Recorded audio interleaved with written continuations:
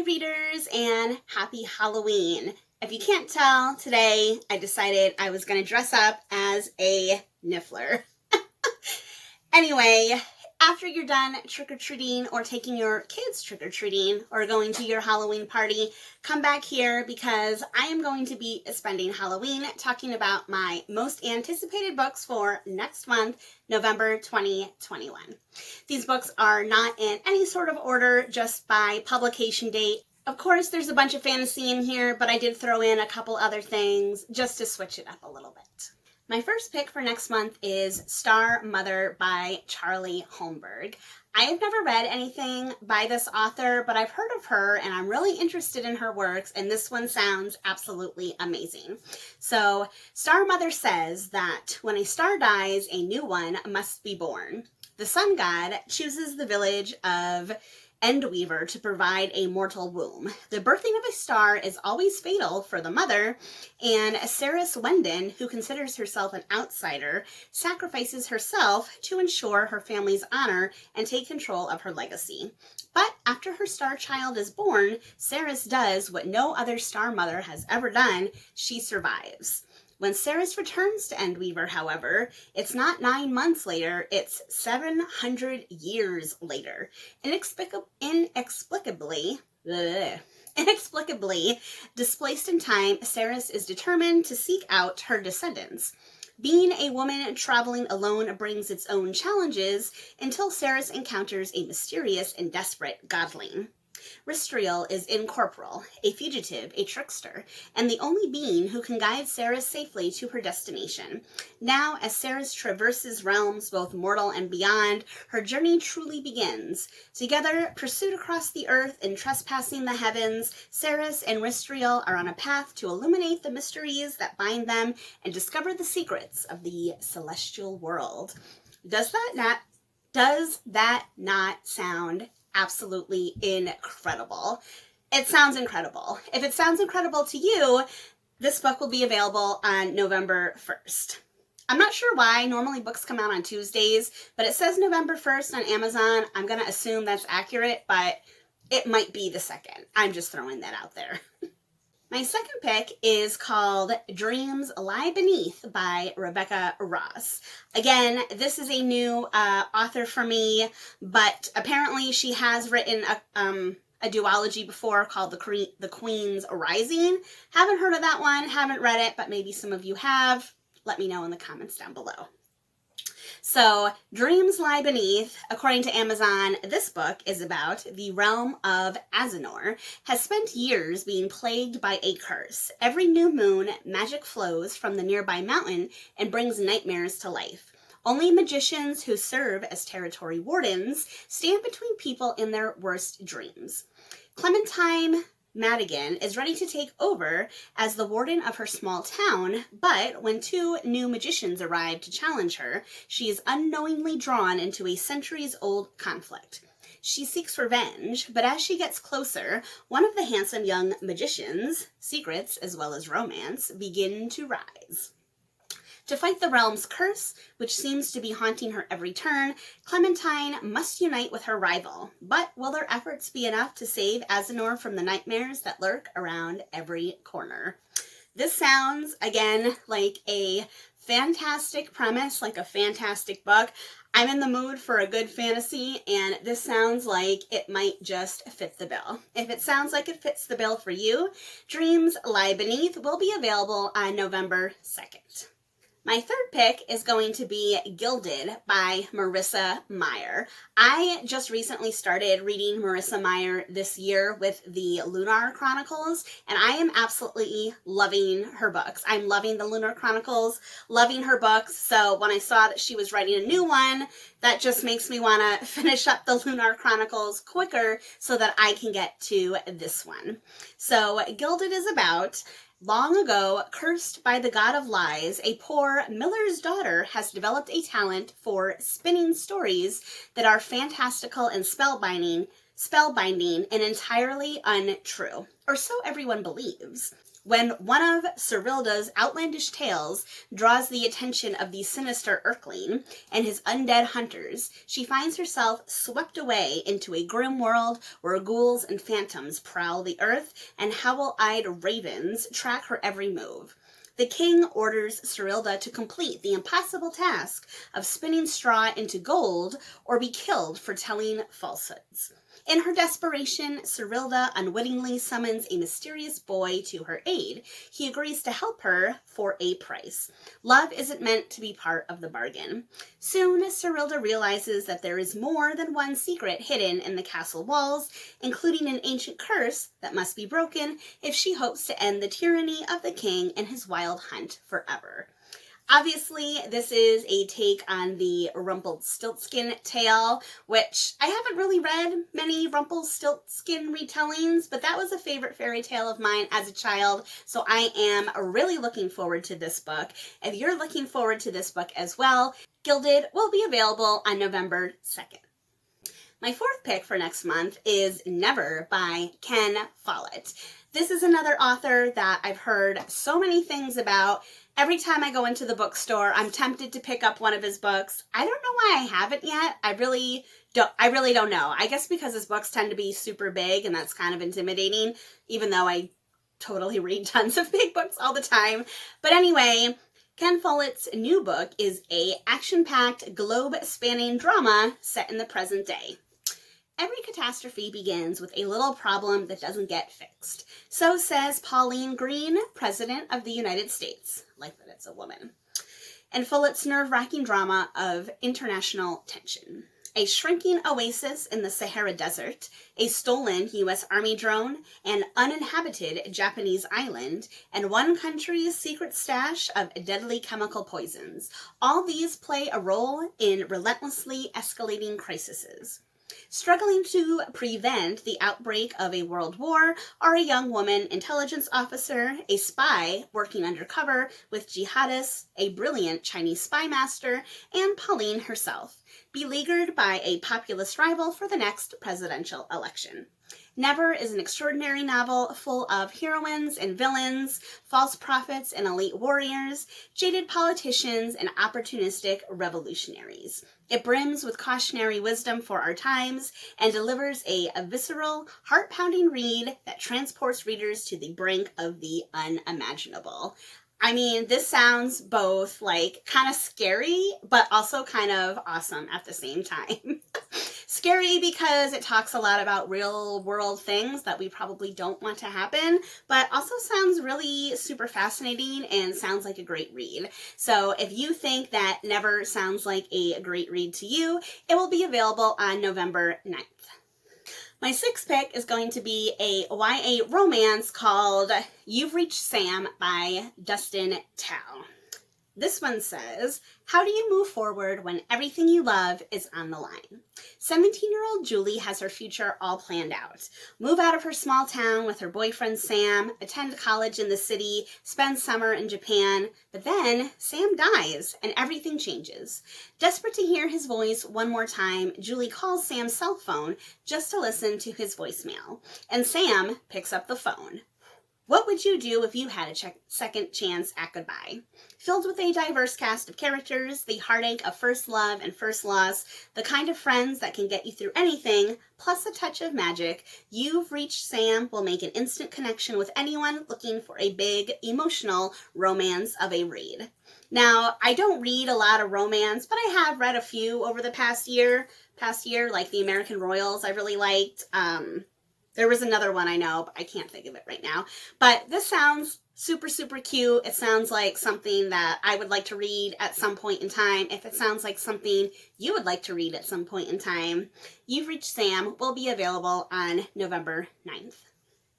Next up, I have a novella called Believe Me by Tahiri Mafi. And if this cover looks at all familiar or the name sounds familiar, this is actually a novella that is a spin-off of the super popular Shatter Me series. I've never read Shatter Me yet, but I've seen it all over Instagram, all over YouTube. I know it's a super popular series, and this latest release is actually a novella that takes place within the world of this series. So within this novella, we have Juliet and Warner. They fought hard to take down the reestablishment, and life in the aftermath isn't easy. They and their friends at the sanctuary work with their limited resources to stabilize the world. Warner has his sights set on more than just politics. Since he proposed to Juliet 2 weeks ago, he's been eager to finally marry her, the person he loves more than anything and has endured so much to be with. But with so much chaos around them, it's been nearly impossible for them to have a wedding, and even Juliet has been distracted by everything they need to do. At long last, Warner and Juliet's future together is within reach, but the world continues to try to pull them apart. Will they finally be able to happily, officially be together? Celebrate the 10th anniversary of Mafi's best-selling Shatter Me series with Believe Me. If this sounds like something that you would like to read to celebrate Shatter Me, Believe Me will be available on November 16th. Number 7 is going to be another sequel, and that is These Violent Ends by Chloe Gong. This is the sequel to the super popular These Violent Delights, which I haven't read, totally want to. I almost bought this book at Walmart yesterday. I don't know why I put it down, but definitely going to pick it up at some point when I can find it on sale before I read this sequel, These Violent Ends. So, the year is 1927 and Shanghai teeters on the edge of a revolution. After sacrificing her relationship to protect her love from a blood feud, Juliet has been a girl on a mission. One wrong move and her cousin will step in to usurp her place as the Scarlet Gang's heir. The only way to save the boy she loves from the wrath of the Scarlets is to have him want her dead for murdering his best friend in cold blood. If Juliet were actually guilty of the crime Aroma believes she committed, his rejection might sting less. Roma is still reeling for Marshall's death, and his cousin Benedict will barely speak to him. Roma knows it's his fault for letting the ruthless Juliet back into his life, and he's determined to set things right, even if that means killing the girl he hates and loves with equal measure. Then a new monstrous danger emerges in the city. And though secrets keep them apart, Juliet must secure Roma's cooperation if they are to end this threat once and for all. Shanghai is already at a boiling point. The nationalists are marching in. Whispers of civil war brew louder every day, and gangster rule faces complete annihilation. Roma and Juliet must put aside their differences to combat monsters and politics, but they aren't prepared for the biggest threat of all, protecting their hearts from each other. Yes, this is a total take on the classic Romeo and Juliet story. I've heard such great things about this series. I hope that the second book here lives up to all the hype. If you want to find out if it lives up to the hype, These Violent Ends will be available on November 16th. Number 8 is also going to be a book that is in an ongoing series that's been going on for a while, and that is Go Tell the Bees I Am Gone by Diana Gabaldon, who does the Outlander series. This is the latest and greatest book in the Outlander series, another series that I've been putting off reading for so long now because, again, the books are so big. I almost picked it up yesterday, but I decided to pick something else up instead, which I'll be sharing in my reading update next week sometime. But until then, Go Tell the Bees I Am Gone continues the story of Claire and Jamie. So it is 1779, and Claire and Jamie are at last reunited with their daughter, her daughter's husband, and their family, blah, blah, blah. Yet, even in the North Carolina backcountry, the effects of the war are being felt. Tensions in the colonies are great, and local feelings run hot enough to boil hell's tea kettle. Jamie knows that loyalites among his tenants are split, and it won't be long until the war is on his doorstep. Not the door on the war on the door. Brianna and Roger have their own worry, that the dangers that provoked their escape from the 20th century might catch up to them.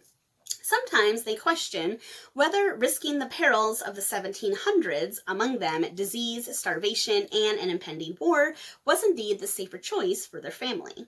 Not so far away, young William Ransom is still coming to terms with the discovery of his true father's identity, and thus his own. And Lord John Grey has reconciliations to make and dangers to meet on his son's behalf and his own. Meanwhile, the Revolutionary War creeps ever closer to Fraser's Ridge, and with the family finally together, Jamie and Claire have more at stake than ever before. I think it's really fun that this series has gone from so many different time periods, and now they're in like a pre-Revolutionary War era. That sounds super, super cool. I know you have to read like 8 books to get up to this point, but if you are a big fan of the Outlander series and you've been dying for this book to come out, you don't have to wait anymore, because Go Tell the Bees That I Am Gone will be available on November 23rd, right before Thanksgiving. Number 9 is going to be another book that I know a lot of people have been waiting for, and that is Cytonic by Brandon Sanderson. I hope I'm saying that right. Cytonic. If you're a big Brandon Sanderson fan, I'm sure you'll let me know how it's supposed to sound. But this is going to be the 3rd book in Brandon Sanderson's Skyward series, and I know a lot of you have been waiting for this, because when I asked earlier in the year about big releases, this is definitely a book that came up. So I feel like I don't even have to read what this book is about, but just in case you're not a Sanderson fan, I will. So it says, Spence's life as a defiant Defense Force pilot has been far from ordinary. She proved herself one of the best starfighters in the human enclave of Detrius, and she saved her people from extermination at the hands of the Krell, the enigmatic alien species that had been holding them captive for decades. What's more, she's traveled light years from home as an undercover spy to infiltrate the Superiority, where she learned of the galaxy beyond her small, desolate planet home. Now, the Superiority, the governing galactic alliance, bent on dominating all human life, has started a galaxy-wide war, and Spence has seen the weapons that they plan to use to end it. The Delvers, ancient mysterious alien forces that can wipe out entire planetary systems in an instant. Spencer knows that no matter how many pilots the DDF has, there is no defeating this predator. Except that Spencer is a Cytonic. She faced down a Delver and saw something eerily familiar about it. And maybe, if she's able to figure out what she is, she could be more than just another pilot in this unfolding war. She could save the galaxy. The only way she can discover what she really is, though, is to leave behind all she knows and enter the nowhere, a place from which few ever return. To have courage means facing fear, and this mission is terrifying. Dun, da, da, da.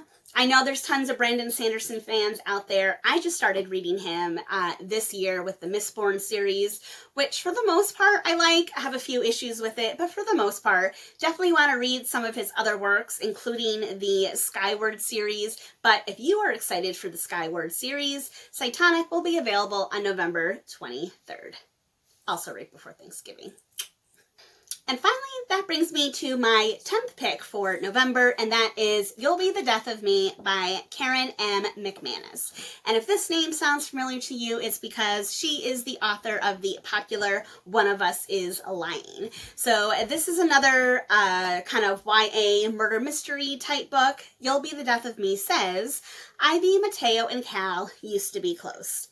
Now, all they have in common in Carlton High and the beginning of a very bad day. Type A Ivy lost a student council election to the class clown, and now she has to face the school humiliated. Heartthrob Mateo is burned out from working 2 jobs since his family business failed, and outsider Cal just got stood up again. So when the 3 unexpectedly run into each other, they decide to avoid their problems by ditching.